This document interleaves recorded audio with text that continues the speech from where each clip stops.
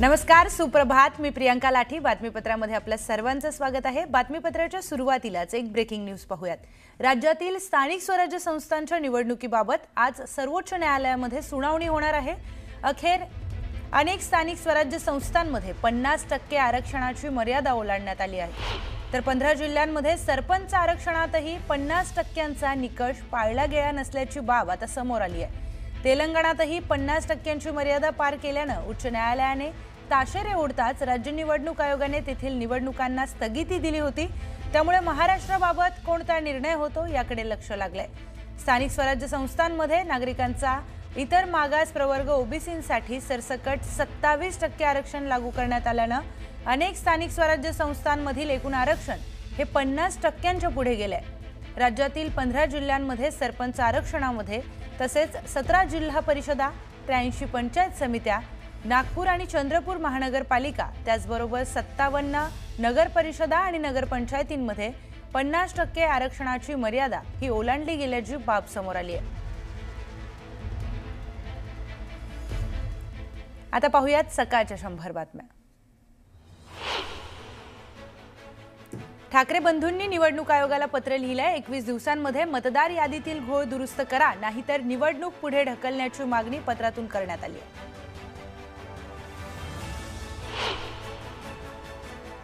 विरोधकांच्या वॉर्डमधील मतदार याद्यांमध्ये घोळ असल्याचं आदित्य ठाकरेंनी म्हटलंय.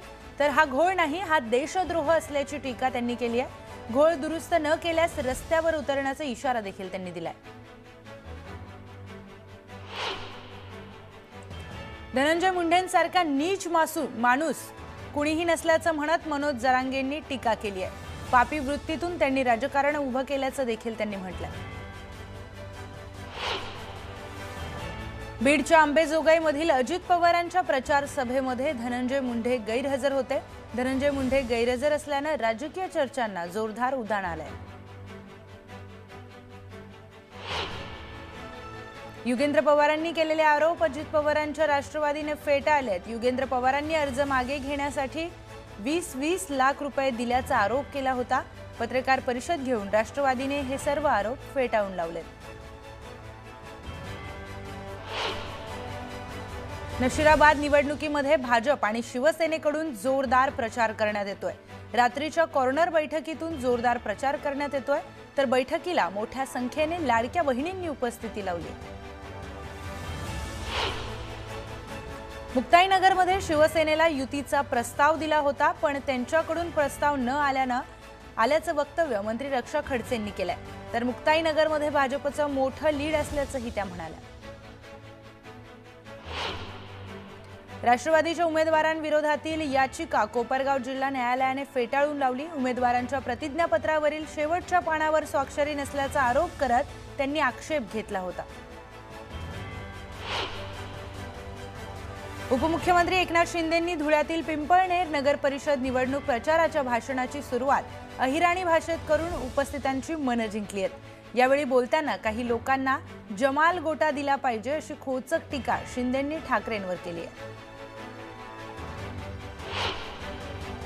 शिंदेंची शिवसेना पैशाने मतं खरेदी करतो असा आरोप विनायक राऊतांनी केलाय. तर जव्हार आदिवासी भागामध्ये लोक थेट एका मताचा रेट विचारत असल्याचंही ते म्हणाले.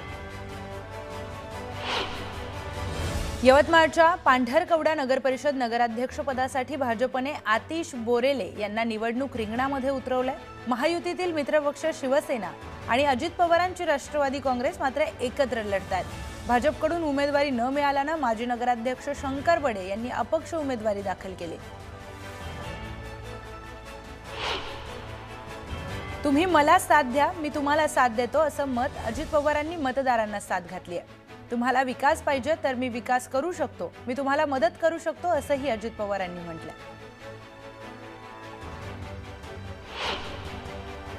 मी शब्दाचा पक्का आहे, माझ्यावर आरोप प्रत्यारोप होतात, पण मी स्वच्छ काम करण्याचा प्रयत्न करतो असं अजित पवार म्हणाले.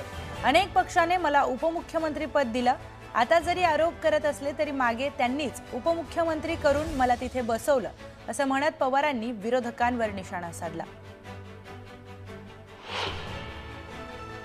उपमुख्यमंत्री एकनाथ शिंदेंचं श्रीरामपुरात जल्लोषात स्वागत करण्यात आलं. श्रीरामपूरमध्ये भाजप आणि शिवसेना आमने सामने आलेत। श्रीरामपूर नगरपालिका निवडणुकीमध्ये चौरंगी लढत होणार आहे। आपण विकासाचा दृष्टिकोन ठेवून जनतेच्या कोर्टात गेलो आहोत।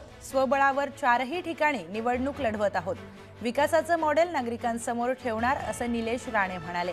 जीवाभावाची लोक आपल्या विरोधात आहेत, मनाला पटत नसतानाही निवडणुकीला सामोरं जातोय असं निलेश राणे यांनी म्हटलंय। मालवणमध्ये भगवाच फडकणार, निलेश राणेंना जिंकवून द्या असं आवाहन उदय सामंतांनी केलंय। नारायण राणेंनंतर निलेश राणे सिंधुदुर्ग जिल्हा सांभाळू शकतात असं वक्तव्य उदय सामंतांनी केलं। चुकीची कामे बंद झाल्यामुळे धनंजय मुंढेंना वाल्मिक कराडची उणीव भासतीये अशी टीका धनंजय देशमुख यांनी केली आहे। धनंजय मुंढे यांनी परळी इथे सभेमध्ये आपल्यासोबत एक व्यक्ती नाही याची जाणीव आणि उणीव संदर्भामध्ये वक्तव्य केलेलं आहे।